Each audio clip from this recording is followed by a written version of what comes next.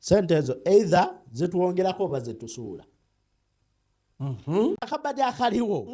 olina okusooka okubeera registered. TikTok yo account ngeri registered. Abantu abasi sente ezo either zituwongerako oba zitusuula. Bulijjo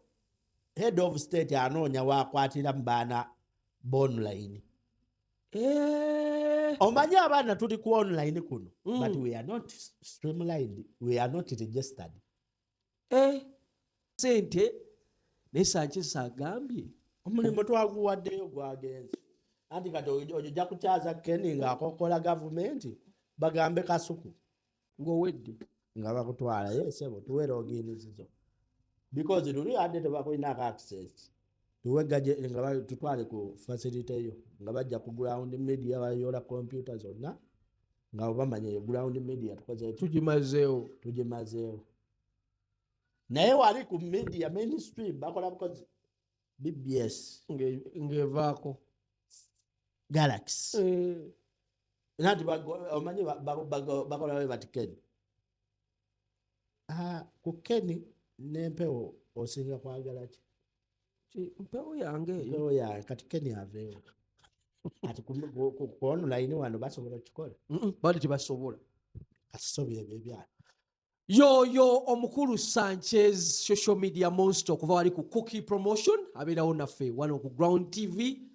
ayina ensonga ntunuulidde nga ndabira ddala Sanchez singa yakitubuusa oba yajja mangu n'agamba abantu ati mwesigaliza okumanya kuno kwonna. Anyway tubeerawo tujja kwongera obbategeeza 5 billion we zinaatuulayo ani azifunye ani atazirina gwakonjera kakkana.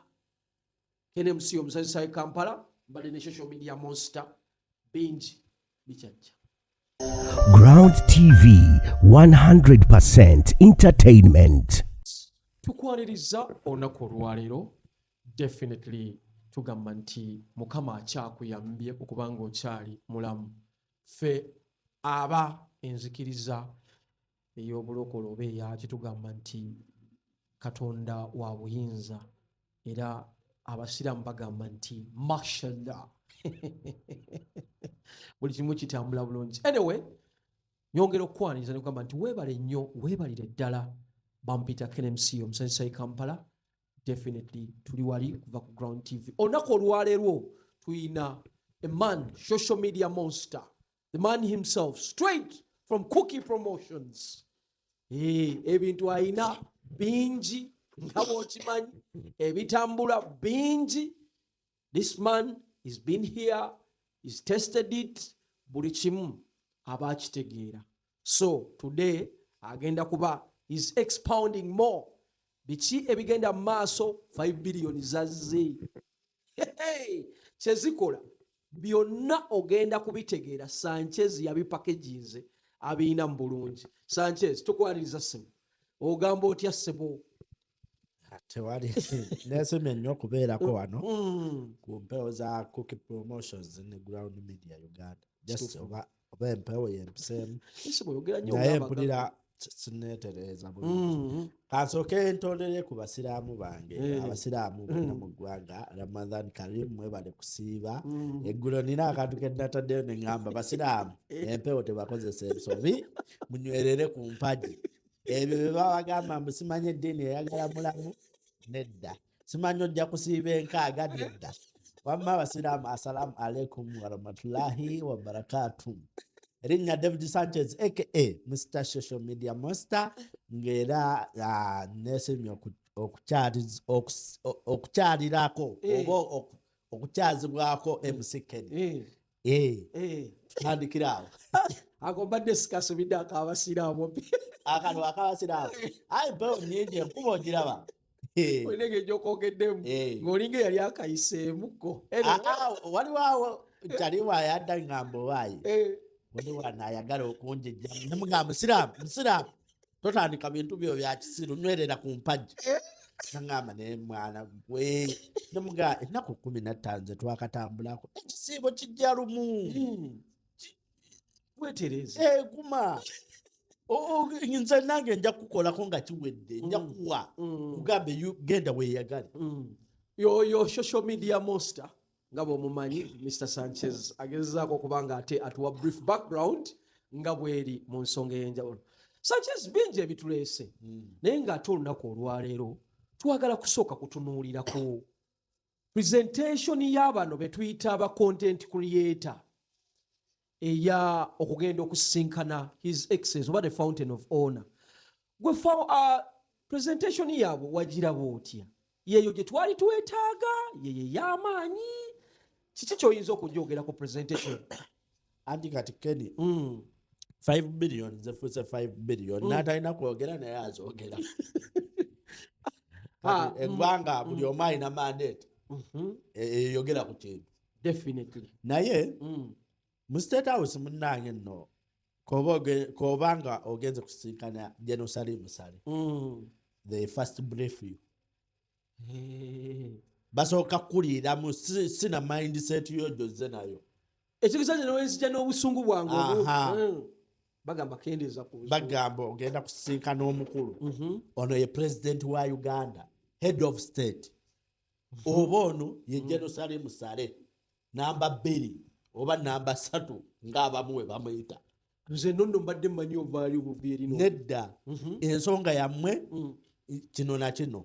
naye y'ensonga gye muzze nayo omukulu w'anaagiwulira ajja kulaba nti muzze kunona mmere yaki yaleero. So okumufunamu obulungi present a thing that shows that you are well organized. Okitegeera nti bakubriefing omanyi abasajja abo balina akakodyo mujja ku makya nnyo nga mumanyi omukulu mugenda mumulabirawo n'asooka abatuuza essaawa ngeezo naye nga mwazze essaawa 2 za ku makya oba 3 enjala webalumira wali enjala webaluma we babasomesa kino bannawe omukulu wajja bannawe mweyise bwemuti bannawe koba nga ogenze wasale yes bannawe omukulu wajja mubeere organized si buli omu kuyapinga kwasama no omanya abasajja abatuuza awo mwenna yakola selection you stand up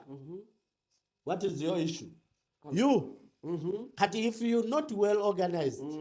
nga n'ebiri bye babagambye mwabijje wano because omuntu watuuka mu bantu wano wammanga President Yoweri Kaguta Museveni head of state Mama Janet Kataha Museveni head of state Jenosali Musale naye tujja kitwala nti ali among the head of state here in Uganda. Omuntu aba amanyi nti kati wano ebizibu byawe bikoze ki biwedde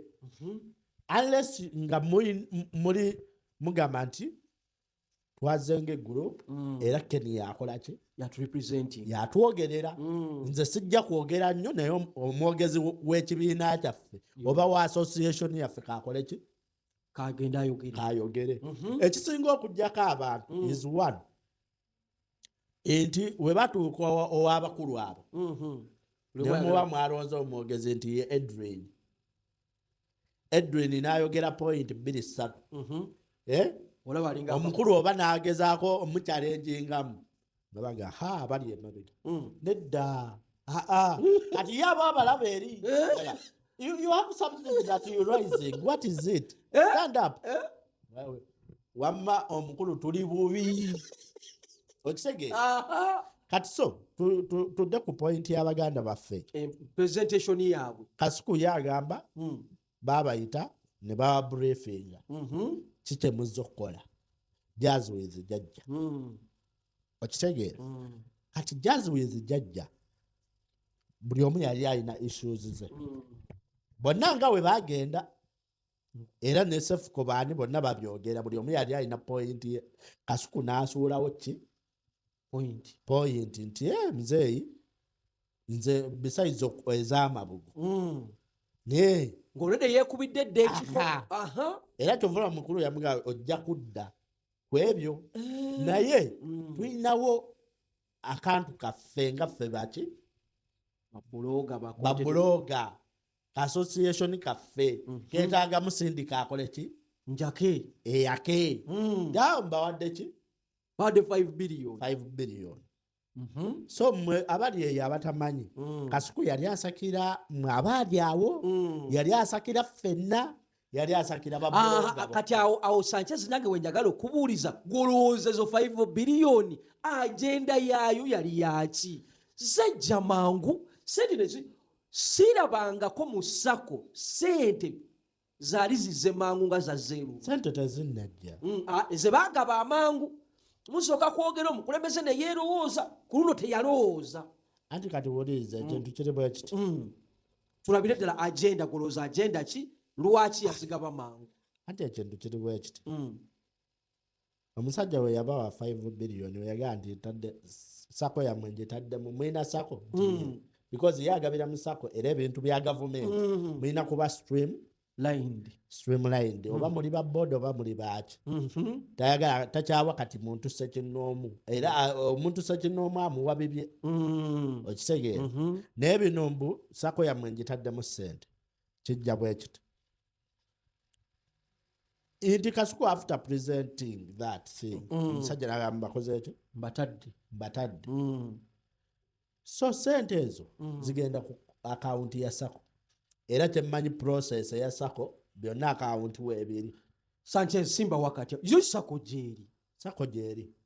bagiwandiisa ddi oba yali awo yakiwaaniwaani gwe kyoba omanya sako weeri ne association weeri whereby sako eyo eri ate akiti tumene associations abantu kyebatannamanya abasajja baabala ekintu kyabwe olwedde okukituusa nina akakiiko k'abamawulire kendiko aka wanayenki association wanayiki journalist association okitegeera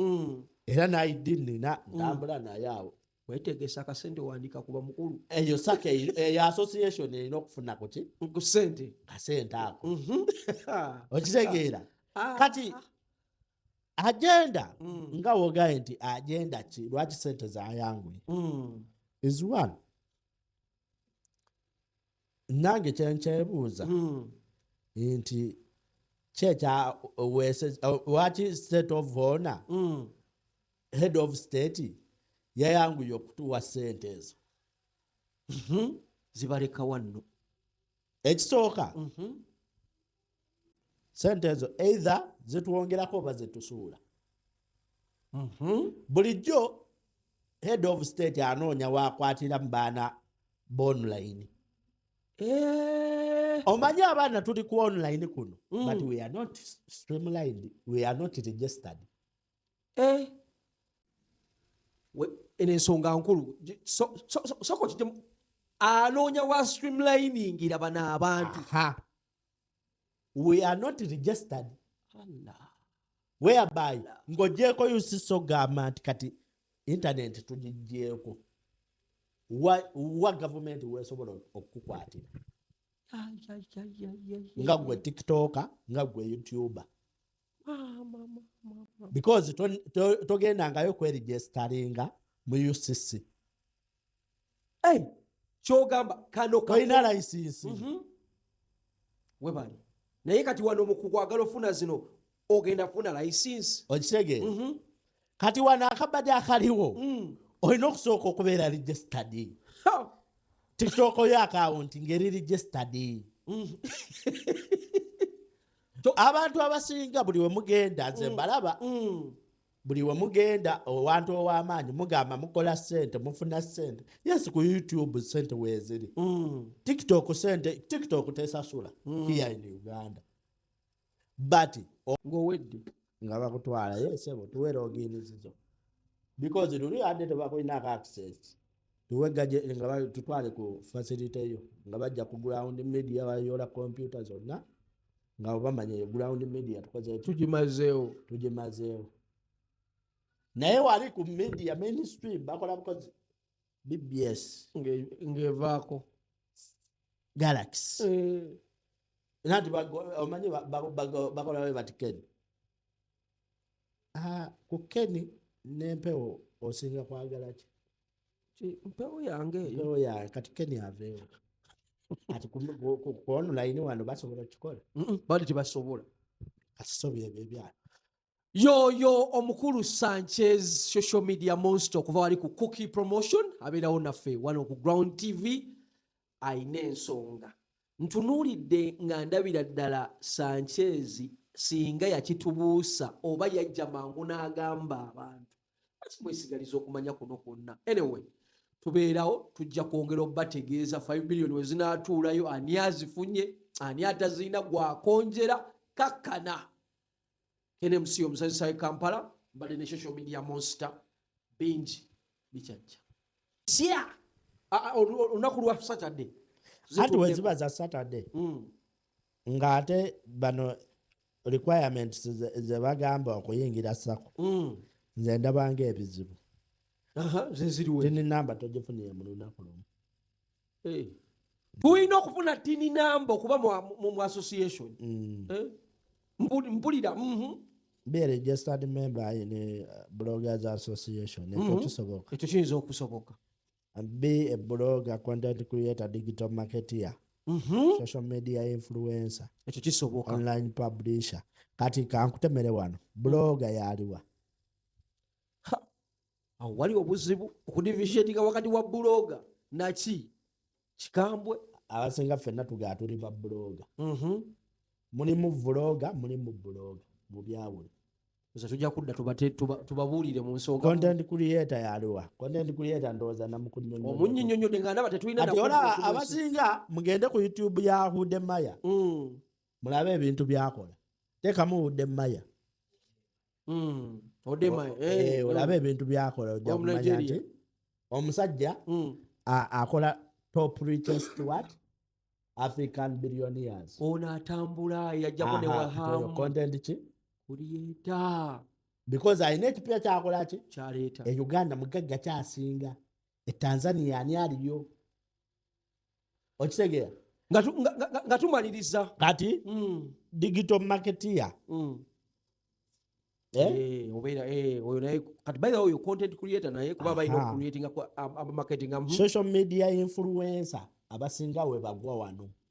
Nangira akaakalango n'ogenda ku dduuka lya Kenny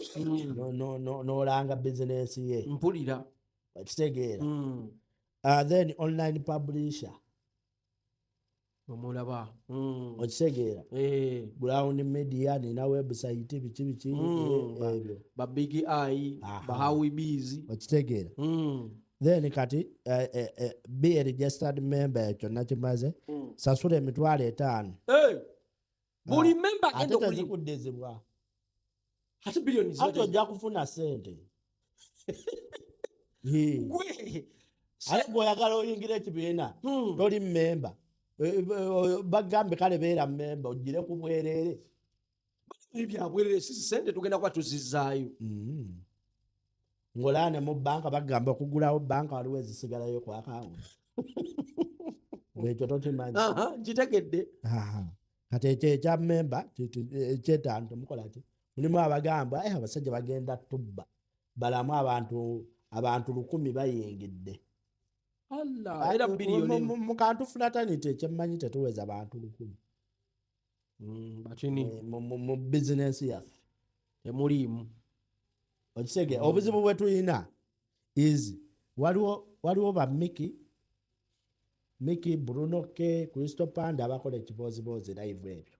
Nabo bakuli content creators. Senga Acid kati webibuzabuliza Senga Acid Barista Timo Deshkarisa Rama babeerawo. Kati abo ba streamers abo webato. Naye bega bagamba nabo ba content creator nalabe kati ate ne wabaawo Bryce Promotion, BM Focus, Cookie Promotions, TikTok, ba Ground Media, TikTok, okitegeera Wabomba, Emma 256, Sky Soldier, kati awo nawo ne wabuzaabuzibwa nga posting amawulire gaki ga entertainment. Si entertainment yokka esobola okuba n'abalala. Kyawo nawo kibuzaabuza. Then wabaawo ba influencer ku X. Sanchez obudde ne wabaawo ba Facebookers. Marty T, Joseph Blogger, Ray Superstar, kyali wange ani Tomiri Kato switch. Kato switch Bonna abo twali nabo bakola ki bali omwo. ng'olaba olukumi twaweza Tetunaba. okitegera kati ne bajja ba YouTuber Muyinza omaliriza ba ground media Okitegera. bakuki baani bonna Kati. nga mwena mu registerinze emirundi ng'esatu. nati kati ojja once wamu ojja wamu Mpulira. tojja wa mirundi ebiri Sanchez. Kati. ne bakola ki wano ne bagamba Bagamba kyawo. Jukira agezako kutuwa ensonga. olina Oba- okuba munnayuganda Mhm, ng'olina national ID mhm, olina okuba ng'ofuna ssente ku digito mhm. Ha! nga omukutu gwo gukusasula Kati bakuwa ebinombo sponsor nsasula omukutu gwo revenue eva ku mukutu ogwo eva gwe. ku mukutu ogwo nti omwezi guno banteereddeyo $2 kati ne tujja bagiri national ID passport register open a saving account with the sacco era buli mwezi olina okukola kyokuba nga oteekayo ssente kati kitegeeza awo ssente teziba zaggabwa mweyo piriyodi Sanchez. okitegeera Soko obudde bwo bulayika buyinza okuba nga tebuli ku saidi yaffe naye ng'ate ndaba ebintu ate olina bingi ate ebiwungu. waliwo tini namba tojja gifuna mu lunaku lumu weziba ssente weziba ssente nga za lwa 6 leero lwakuna okitegeera Kati waliwo kano koyogedde 50 shares upon olina okufunamu shares mu sako waliwo kano koyogedde nti olina okuba nga akawunti yo ekusasula yo yennyini yeereeta ssente bangi bajja kuvaamu awo. anti provide a certificate or training in financial literacy ebyembalirira wali olinamuko ku kitabo tujja kuwa ssente zaffe ogenda oyonoone bwono. ogende weegatte bwegase olwokuba bakuwadde bakuwoze $2,000,000 nogera kansooke neegatteko Akakugaana konna n'okazu. kitegeera kati waliwo wano akalala kadde kansajudde contribute access loan facility subject to meeting loan requirements access loan facility okufuna loan subject to meeting loan requirements Lauma min. Lauma min.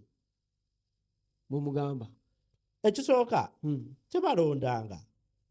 Tebalonda. akakiiko akaliwo ke kabaddeko Sige kana akabayiculi ke baazuukusa. tebalonda president twamutegedde awo Kasuku. ekasuku ate nga ye mane beyala Sanchez. Mu bigambo Okitegera. byaffe, mu bigambo nga tuvudde mu nsonga eyo. Mu ate bigambo waliwo akantu ke mwerabidde Mm. olumala okusabumitinga byonna tini namba financial literacy byonna obireese akakiiko kalina okukuba mu ttooki Obadde obakuba. wali otujjonkeddeko Ha! eryakawaayiro baakatulaga Eh? okozeeyo vidiyo Ng'eki. akomiti tekusiimye Leka waliwo bw'oba wajjonkerayo komiti toliimu. ndaba babaho simanya sente nze nti nina federation biki nabitandika wolololo lwaki Museveni teyagambye sente ziwaba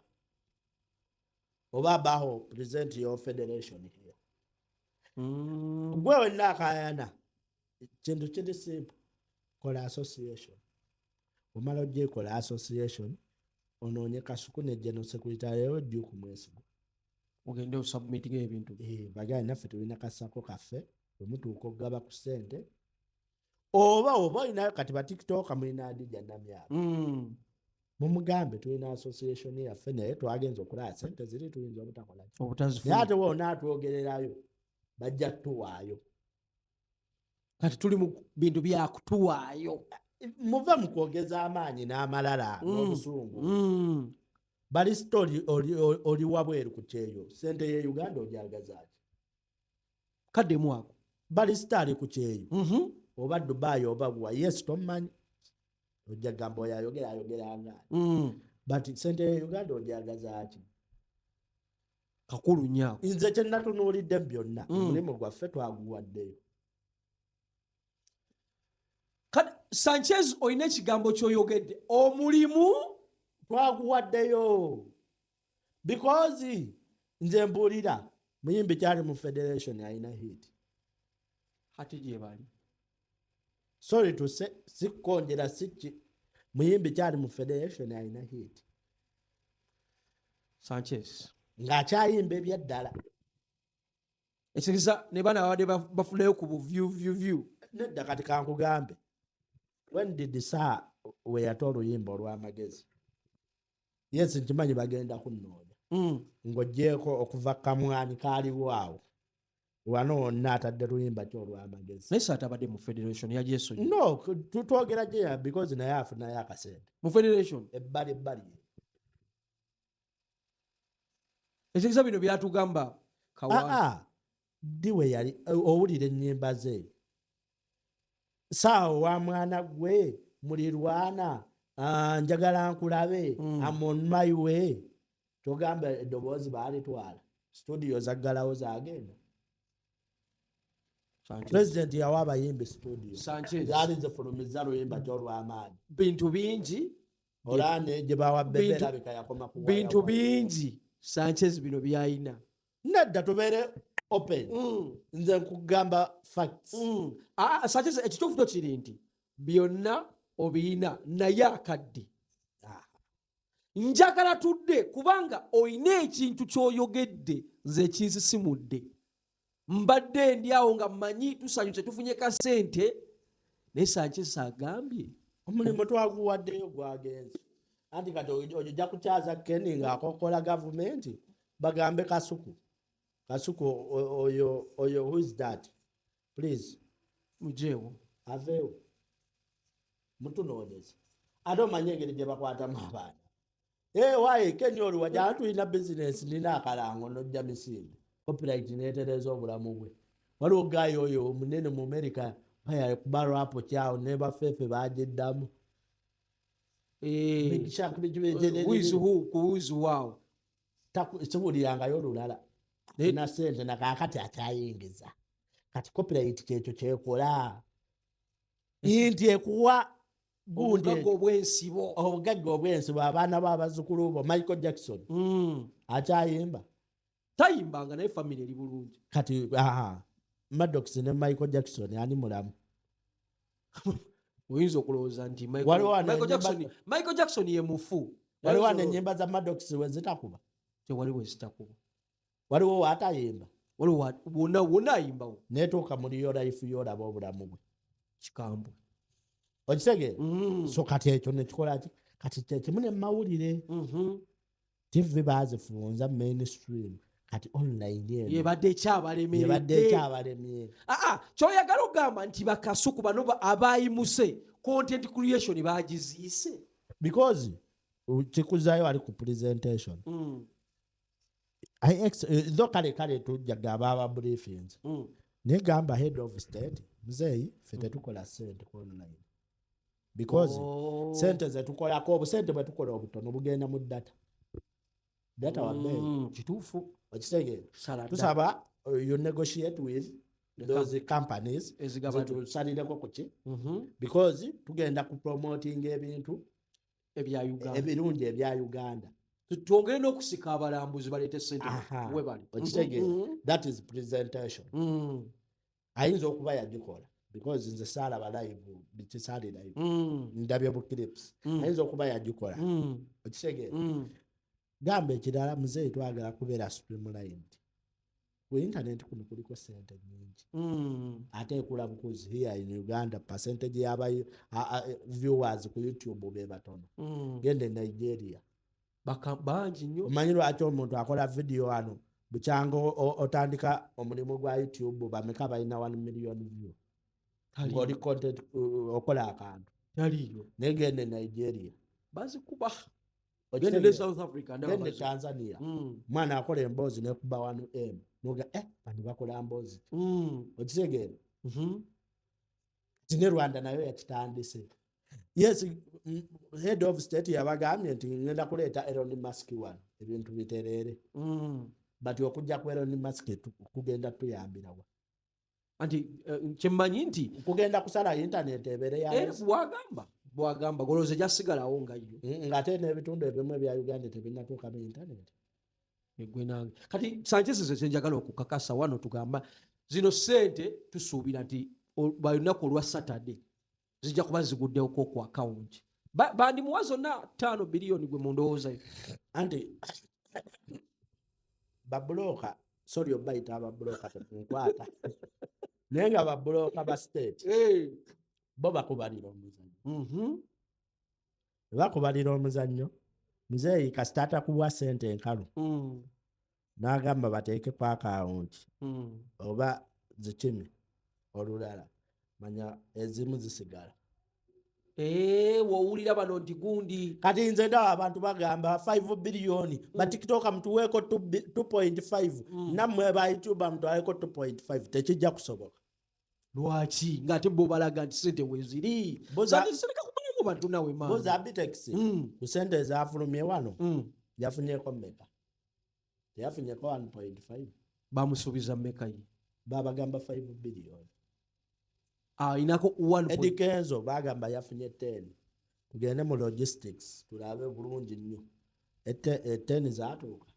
anti kati kambuze bo bwe batazifuna 10 boogera nti tufunye 10 anti kati jjukira omuntu agamba oyogera oyinza obutaddamu kufuna pulira kati 5 bala 2 oba 1.5 esigala mu basajja abo kati 5 tezigenda kutuulako nga 5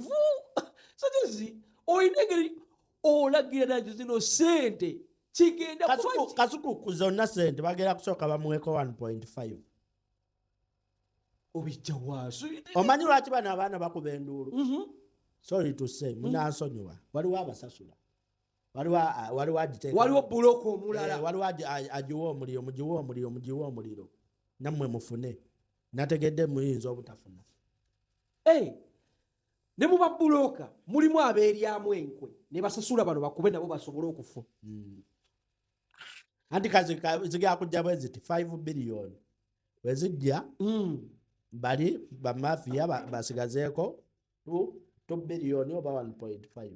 mpulira kasiku basooke bamuweeko 1.5 balaba azitemaatema atya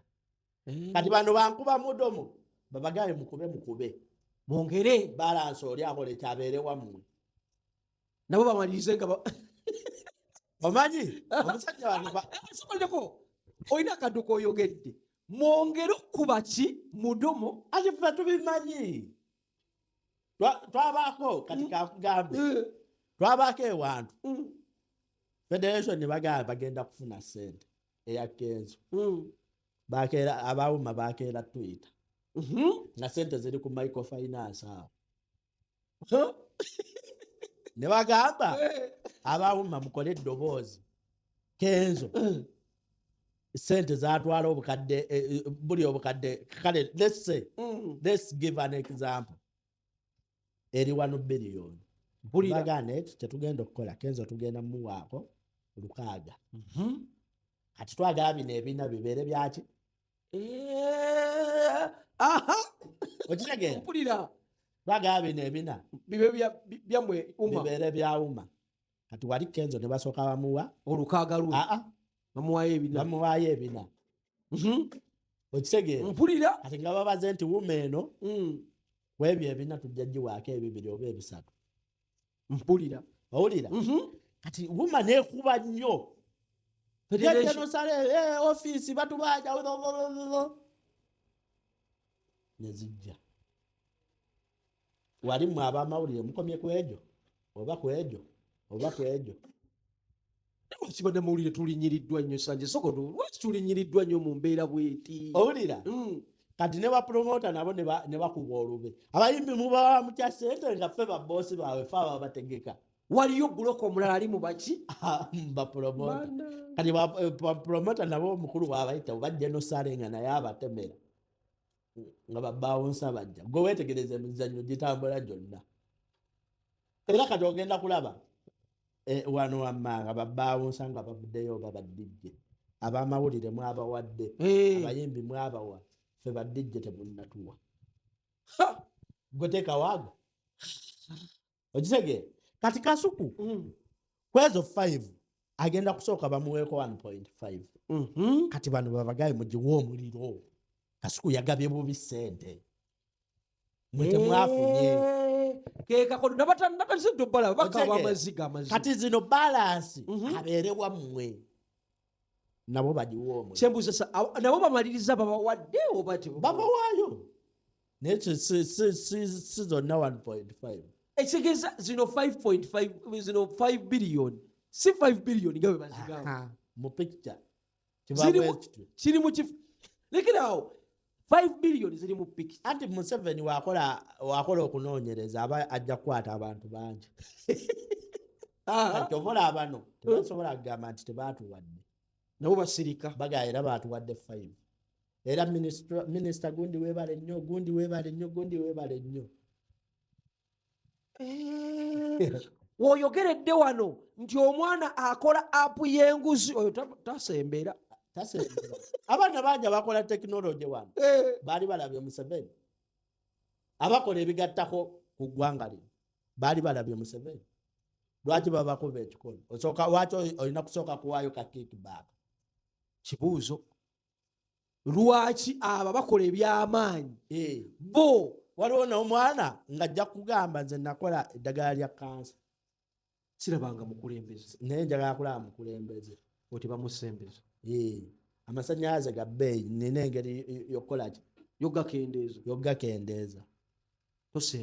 tosembera Sanchez nga tukwata nga tumaliriza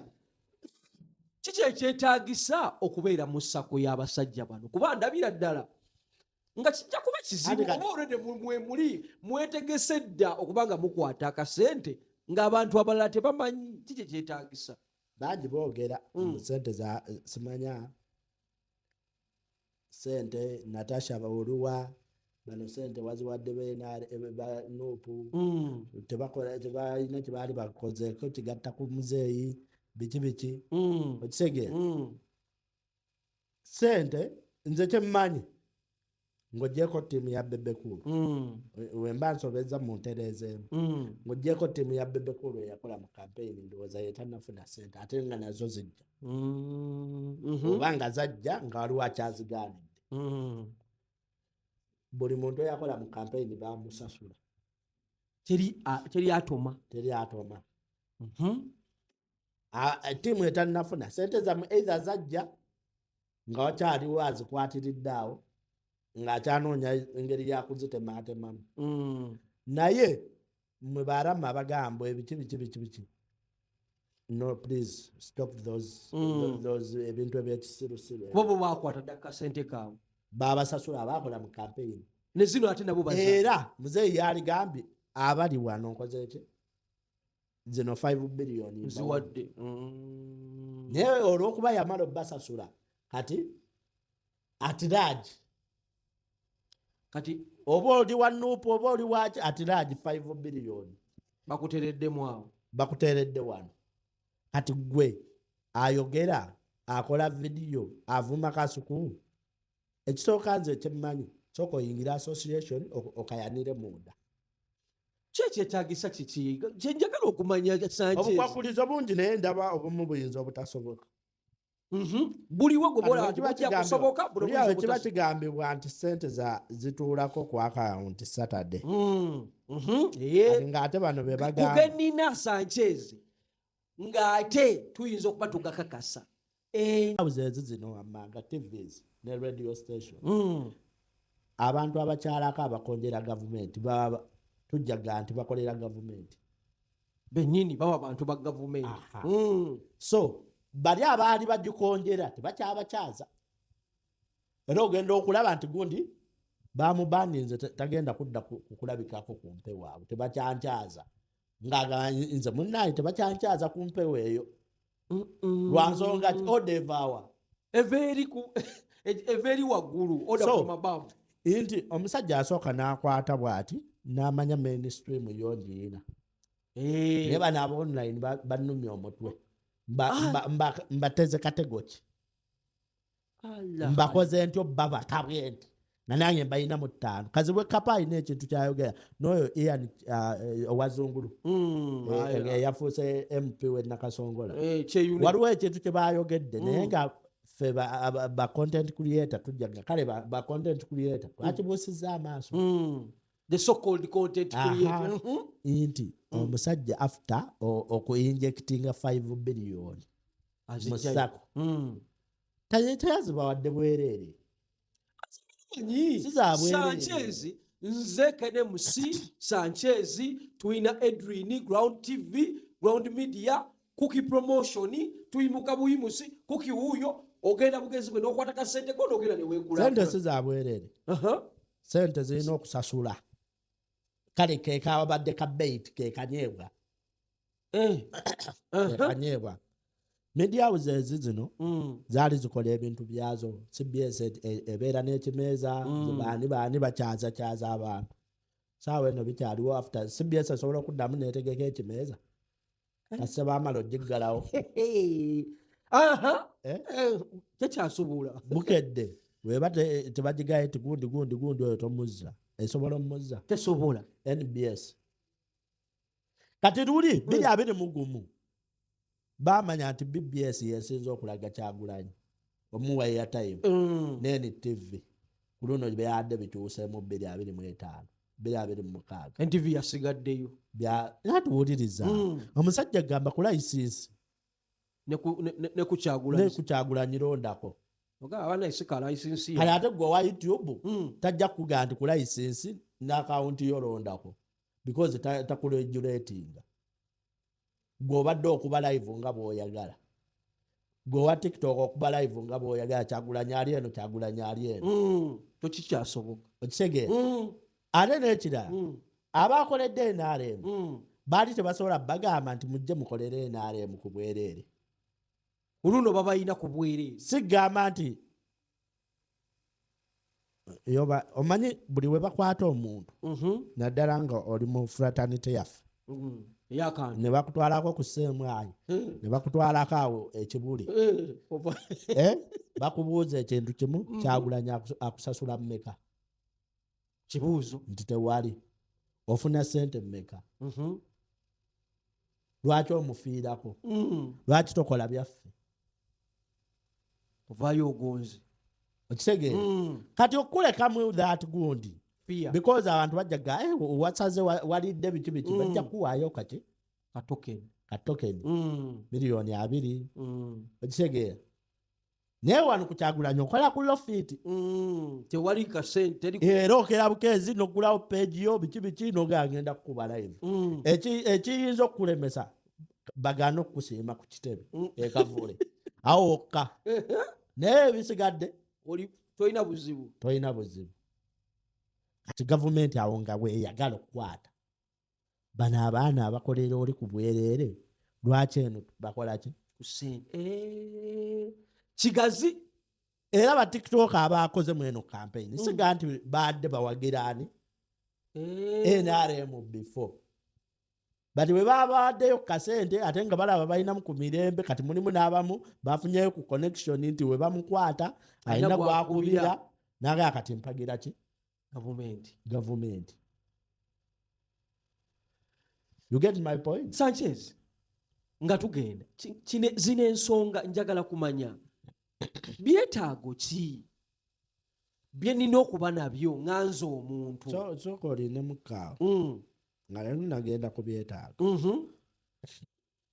omanyi nina omuntu gwe nagambako nti abayimbi nze ndudde mu industry muno lwakuba nti nekuyipinga lo naye nze naliwo ku Save Uganda Music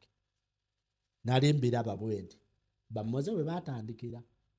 era nsobola okuwa several meetings ezatuula kati nange nina ekibiina kye mbadde njagala tukole okisegere the entertainment investigative journalist nga gw'obaddeyo ku lokki naye ng'oliawo olina byona tugende mu maaso kati abantu kijja bwe kiti okusuula ekintu Bobi Wine amala okufuuka MP era balina kati ffenna tulina okwebaza Bobi kiki kyatukolera ati wulira wamala okufuuka MP ajja ku ntebe eyo ennene alamuza kati wajja mu kulamuza ng'ayita mu kuyimba Kyalenga teyaliiyo ne bagisazaamu ono omusajja aleese ki ebintu kati ffe tubirabira kungulu naye fesa wano tubiraba wano tiktok eyakajja 2023 abirabira wano ekintu kati katukuzeeyo wekyava Bobi Kyalenga bagikansolinga kati awo wonna buli eyali abuukinze Bobi yafiirwa neyali abuukinze busaabala nga ye ekifo because eyaliko mukama wange owa Innocent owa Galaxy yali agibuukinze okutegekayo zina Carnival nibaga ekifo tekikyakkirizibwamu ki naye tebagamba direct bateekawo butekniko ki tisimanya tulina money power simanya biki okirege notateekayo kivulu mpulira kati abagezigezi baga temufiirwa abali mu state temufiirwa bwe mutyo kuba enduulu ku media nti ffe twali twabuukinga omusajja sente zaffe zaafa ate kyakyasobola kukola refund ati gavumenti nebayita genosale yasooka bayita n'abawa ba Emma Serugo Yasini era sente ensajja bazijjaawo Kyalenga kati abaana batandika aye twadde tutegese extra kati wano ne wajja obufere ate ne beekobaana ne management ya Bobi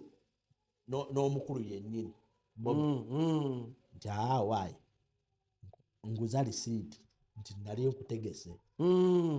nkutaddemu obukadde 10 be baali abangi nkuwulira abo bonna gavumenti nekola ki nebajjako nebakompaseeti owulira omuzannyo we gutandika mpulira omuzannyo bwe gutambulaawo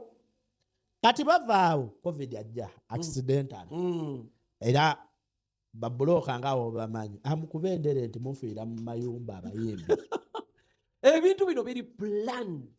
ne bakuba endere aba media tubaawo bakuwaddeyo 2-3 ng'oddukirawo ng'odduka 5 nga bakuba endere babayita babawa bapromota kyekimu abagundi babawunsa kubanze kisankizinga nkuddizayo nalaba Abitex engeri gye yali akubamu gavumenti naye kati saawa okitegeera kiba planid kati awo n'emizannyo gikoze eki bagitukutte kati nze ngamba omuntu naye bano abasajja abagaba ssente bwe bati bo bafuniramu wa kibuuzo kyamaanyi ekyo jukira bano abantu babagamba nga naffe wetweyanika wetuli mu kweyanika buli wetugenda tukola ssente kyogamba kyekimu ku kituku abasajja bano baali bamanyi abayimbi bakola ssente bagagga bazibu we don't have a control on them okitegeera so bano abagenda okufuna ssente baalirabidde nnyo ku bayimbi kye bayiseemu kati ate bagenda okulaba bulijjo betumanyi nti balina ki akasente ate nga bajja beeyaguza lujjo taata genosale tuzaale bano tobayina oli omusajja tukoze tutyo mujjako bano abantu bawe kasente kola association bakola federation nezijja babawusa nabo ne bakola badijje bakoze baani bakoze abamawulire naffe netugaa tetujja kuviiramu awo waliwo ejawo waliwo wujja gavumenti edisponsaring eteekamu ssente kati ffe abamu netugaa sente zeeyo zaba general news naye tukole eyaffe nga ffe tukola wujja erimu babike ng'etambula alafu nga nange nkwata ekibinja kyange ngamba nedda kunokola eyaba reporter ground reporters bali babeera ku TV fe tuli ku ground fe abaleetera abali ku TV emboozi bagundi fe ababawa emboozi fe ababeera mu firundi owulira emizannyo ekijja kintu kinene. nze nina omuntu gwe mmanyi nga woyita bamalaaya agenda woyita ab'emmere abafumba emmere agenda kubana byabikola woyita abatimba obutebe agenda woyita abayimbi ajja woyita abamawulire ajjiramu naye ng'ajja wali ssente nti tugenda gulu aba ayinza n'obbasookayo owulira system ti bano abasajja bwe bagikwata bwe bati nebaga bano ekitegeeza bulijjo banaku kati tulina obba kufunira wano tubaweeyo butokenizi ekintu kyabwe kikole kitambule tovola era nze nyimirira wano nga ngamba copyright terijja copyright terijja tebakulimba keni nze mbadde mmanyi gw'omu kubagenda okakasa abantu nti copyright weeri ku mbeera bweziri anti omuntu nga yakunnyonnyodde ekintu copyright ojja kitegeera ate nga kiwanvu ojja kukola akayimba ako ono ga ye yayimba muganga star kati wali ozeemu okuwulira oluyimba lwe naye mugagga mu vumbi yakubaako kamu copyright ofuna endorsements obulango sokondeko TikTok tesasula ababaze ba TikTok Facebook Instagram here in Uganda Facebook esasula wanga ate Uganda teddangako government tegizangako kati mwe mtu wakabadike mukozesa gwagamba nti Facebook kweri bikula eyiyo saabwe kubanze yange yino njiina wano tebikula kubanze kyempulira mbugwe nogibikula obubikuza nedda Keni njagala ombuulire eriyo time tebikula iyo tebikula anti gwe tubuulira akabadi mwaba bypassinga mwaba amenya etteeka lya bamenya amateeka ga government ground media edwi okisege Facebook government tegizangako era officially naye gamba Facebook is off naye abaana kwebali nawulira nga n'omukulu Nyombi Tembu awakulira UCC ngagamba gwe tukwata nga bypassinga Facebook okisege amenya amateekera so ebintu buli omu mugezi ku internet okwo kati abafuna sente bagikola ki bazikozesa nese officially government omanyi ne X esasula ngomaze kugula blue tick osasula ogisasula buli mwezi ate nayo nekudizaayo ki totwala zabwere ogula blue tick buli mwezi then gyokoma okupostinga okubawa content nabo bakudizaayo akaki bulira akasente naye obwo obusente bwe bakuwa buba butono nga sente real money is on YouTube real money nze zedabyeko is on YouTube so TikTok agamba nti TikTok emusasula atulage ajje asomese lunaku lulamba ku TikTok ngali live nti nze nakola bwenti nekola bwenti nga wajjuliza wano tewajjuliza mu America tewasayiningira mu America oba mwezi enseza esasula because oli ajja kuga nti esasula naye nga gundi ye esoma wa mu nsi endala so lwaki sente ezo zakoze ekizayanguye okujja is one kyekinyusa ekyo omanyi kyekiri kyenkugambye nti we are not regulated bwogambidde nti katego omusajja mwamugamba nti tukola sente ku YouTube because ababuuza mufuna tufuna miliyoni 10 miliyoni 15 miliyoni 5 bafuna ate bano abajja baŋŋaba bano abaana bo abavubuka beeyiya ku kitimba tebafuna sente okujjako buno obulango bwetubawa langa NRM simanya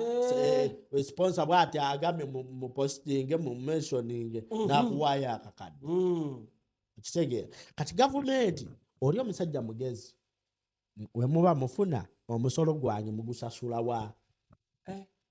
totwala z'otasasula musolo kuba abadde talina kadde oba talina buyinza talina avenue mwakugirako musolo.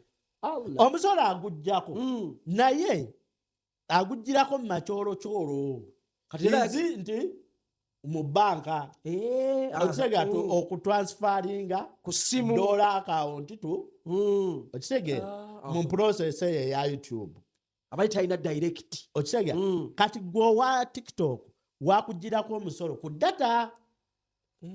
naye nga TikTok yo ali tagijjaako ssente okitegeera because nti omusuubuzi wagenda n'atikka emaali eri China bamukuba omusolo ku lugoye lwasuubudde najja ku booda nawo ne bakola ki najja mu customs nawo ne bakola ki ne bamusabula omusolo n'atuuka n'ateeka mu dduuka nawo ne bakola ki okitegeera olabye pipeline engeri gyekijjamu kati bweri kati gwe ku YouTube oba ku TikTok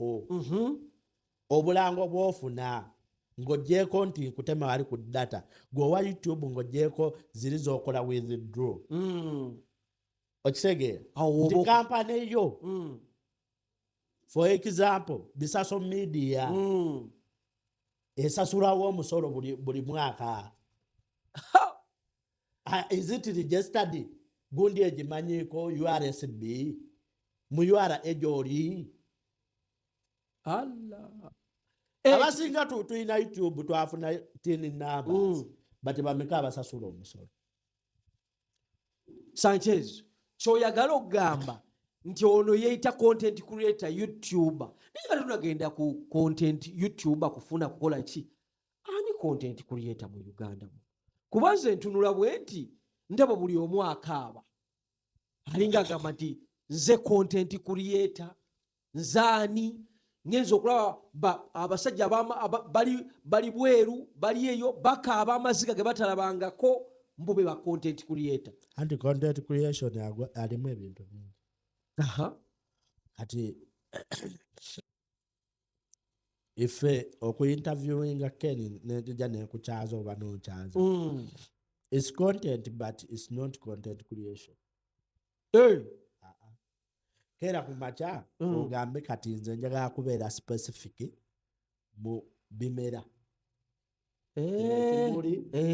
ettaka lino ekino ekimuli ettaka lino lijja kife balinga okuliiramu eno embeera okitegeera wekkaanya nnyo gwe akaaba ng'ogwe content creator wensimbye ekintu kino nakyo hazards ki ezigendo kyafectinga nenzinoonyerezaako n'obuusa omulimi okitegeera webali nti ettaka lino nagenza oddinoonyerezaako ettaka eriri ebukuya nalabye wenakoze research n'abansingako twagenza okulanga ettaka lino ggimu era wetulimako emmwanyi myezi 3 you have done research era abantu n'obawa ebyo byonna obikola on camera and you're creating okay okitegeera